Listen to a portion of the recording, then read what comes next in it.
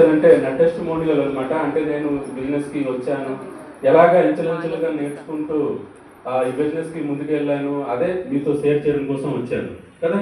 So గంటన్నర మాట్లాడతాను. మరి నేను మాట్లాడితే మీరు చాలా కష్టం మీద అర్థం చేసుకోవాల్సింది ఉంటుంది. ఎందుకంటే నేను తెలుగు నేర్చుకొని మాట్లాడుతున్నాము, మీది మదర్ టాంగ్. సో నేను నేర్చుకొని మాట్లాడతాను, చాలా కష్టం మీద నేర్చుకుంటారు. కానీ నేను చెప్పింది మీకు అర్థమవుతుందో లేదో తెలియదు, కానీ నేను మాట్లాడిన తర్వాత ఖచ్చితంగా నేను సాగు సరే వెస్టేజ్లో బిఎంసీఎం అయ్యారంటే నేను కూడా అవ్వచ్చు అనే ఫీలింగ్ మాత్రం నేను రాకపోయినా సరే మీ వెస్టేజ్లో మాత్రం బిఎంసీఎం అవ్వచ్చు. ఇక్కడ ఉన్న ప్రతి వాళ్ళు కూడా బిఎంసీఎం అవ్వచ్చు. వెస్టేజ్లో బిఎంసీఎం రావాలంటే ఏమి రావాల్సిన అవసరం లేదండి. మనం చాలా మందికి చాలా వస్తాయి, కానీ వాళ్ళ లైఫ్లో పెద్ద సక్సెస్ తీసుకోరు.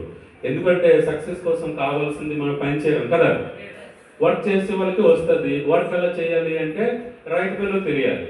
రైట్ వేలో తెలియాలి అంటే రైట్ వేలో నాకు రావట్లేదు అని కాదండి. వెస్టేజ్లో మిగతా ఎక్కడైనా మనం జాబ్కి వెళ్ళామంటే మన క్వాలిఫికేషన్ బట్టి మనకి జాబ్ వస్తుంది కదా.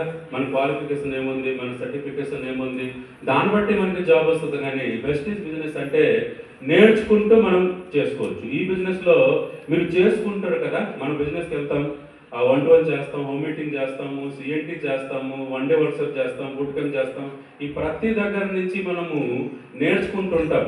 సో ఈ బిజినెస్ని ఏమంటామంటే చేసుకుంటూ నేర్చుకోవచ్చు అంటాం బిజినెస్. మీరు బయట అవుట్ ఆఫ్ వెస్టేజ్లో ఉన్న టాలెంట్కి తగ్గట్టుగానే చేయాలి. ఎక్కడ ఏంటంటే చేస్తూ నేర్చుకోవచ్చు ఈ బిజినెస్. కాబట్టి ఇక్కడ మీరు కనుక నేనేం చెప్తాను మీకు అర్థమవుతుందో తెలియదు, కానీ ఫైనల్గా ఒక్కటే వాడండి. నాకు కూడా స్టార్టింగ్లో నాకు మా అప్లైన్ ప్లాన్ చెప్తున్నప్పుడు నాకు ఏం అర్థం అవ్వలేదు. కానీ ఇందులో లక్షల్లో సంపాదించుకోవచ్చు ఒకటి అర్థమైంది. ఇప్పుడు నాకు వస్తుందా లేదా? అట్లాగే మీరు కూడా అర్థం చేసుకోవాల్సింది ఏంటంటే నేను కూడా సాగు సరయ్యారంటే నేను అవ్వచ్చు అని మీకు ఒక ఫీలింగ్ వస్తుంది. ఆ ఫీలింగ్ని ఎవరైతే నిలబెట్టుకుంటాడు, ఎస్ నేను కూడా అవుతాను అని ఫీలింగ్ని ఎవరైతే నిలబెట్టుకుంటాడో వాళ్ళు ఖచ్చితంగా అవుతారు ఫ్రెండ్స్. సో మీరందరూ కూడా బిఎంసీ అండి. ఓకేనా? Thank you.